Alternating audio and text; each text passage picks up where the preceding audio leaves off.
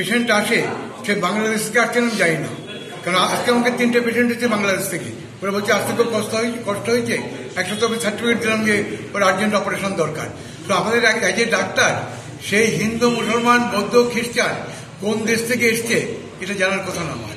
যদি লিগাল কোনো বার না থাকে তাহলে we are bound to see all the patient. অনেক ডাক্তার এবং নার্সিংহোম, এটা আমার নিজের নার্সিংহোম আছে, আমি মালিক হচ্ছে নিউ সেবা নার্সিংহোমে।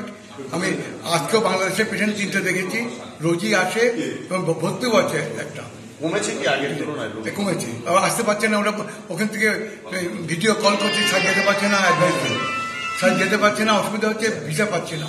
অনেকেই ফোন করছে, রোজই ফোন করছে যে একটু অ্যাডভাইস দেন কী করবো। সুতরাং আমাদের ডাক্তার হিসেবে কিন্তু এটা বলা কিন্তু উচিত না যে বাংলাদেশে কে পতাকা পায়ে করলো, সেটা দুষ্কৃত তো এখানেও আছে, দুষ্কৃতি ওখানে আছে, দুষ্কৃতি এখানেও আছে। তাই কে কি করলো তাই জন্য আমি সবাইকে ব্লেম করবো, ইস্যুটা। আমরা ডাক্তার মানে মানবিকতার প্রতীক, আমাদের এই মনোভাব কখনোই থাকা উচিত না। আর পলিটিক্যাল বায়াস হওয়া মোটেই উচিত না। সত্যি কথা বলতে গিয়ে কাগজে দেখেছেন অনেক হসপিটাল কিন্তু খালি যাচ্ছে due to lack of Bangladesh patient.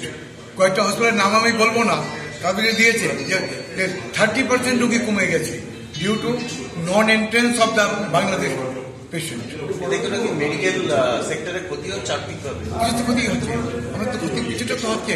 এখানে আমার 5-6টা পেশেন্ট আছে, সেখানে 2টো পেশেন্ট, তার মানে তোমার 4টে পেশেন্ট ক্ষতি হচ্ছে, ক্ষতি তো হচ্ছে। এবং আমাদের তো সাইড বাই সাইড কান্ট্রি, একই কান্ট্রি, বাংলা তো একই। এই ভাগ করেছে, ব্রিটিশরা ভাগ করে তো মুশকিল করেছে। এবং বরঞ্চ ওই বাংলায় গেলে আরো ভালো ফিল হয়, এতদিন ছিল, এখন এই গন্ডগোল হয়েছে। আমি তো গত 2 বছরে 2বার গেছি, 2 বছর আগে 2বার বাংলাদেশ গেছি, এবং ওখানে আমি একদিনে 120টা পেশেন্ট দেখেছি, সকাল থেকে বিকেল পর্যন্ত। মাগুরা, যশোর জেলা, ওখানে আমার বাবা ঠাকুরদা ছিলেন, ওখানে দেখেছি বিনা পয়সায়।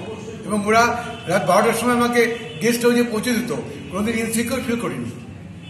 ওদের কোনো কথাবার্তায় কাজে ইনসিকিউর করি। এই সাময়িক গন্ডগোলে দেখতে পাচ্ছি যে ওরা বিভ্রান্ত হয়ে গেছে, কিছু লোকের উস্কানিতে, কিছু মৌলবাদ, কিছু পার্টি, আর আমাদের কিছু লিডারের ফলে এটা হয়েছে। কিন্তু ওরা কিন্তু বেসিক্যালি লোক খারাপ, কারণ আমরা কোড অফ মেডিকেল এথিক্স, আমরা হিপোক্রেটিক শপথ নিয়েছি যে আমরা সবাইকে চিকিৎসা করতে বাধ্য এবং আমরা কখনো ডিসক্রিমিনেশন করতে পারবো না। এটা আমরা বিশ্বাস করি না যে এটা করা সম্ভব বা করা উচিত। কি বার্তা দেবেন চিকিৎসকদের যারা এই ধরনের করতে বলছি, তারা বলছি যে রুগীদের মধ্যে ভেদাভেদ কখনো আনবেন না, রুগীদের আপনি চিকিৎসা করুন, রুগীদেরকে আপনার বক্তব্য রাখুন বা আপনার যেটা আইডিওলজি সেটা রাখুন, কিন্তু রুগীদেরকে কোনো বয়কট বা বঞ্চনা করবেন না।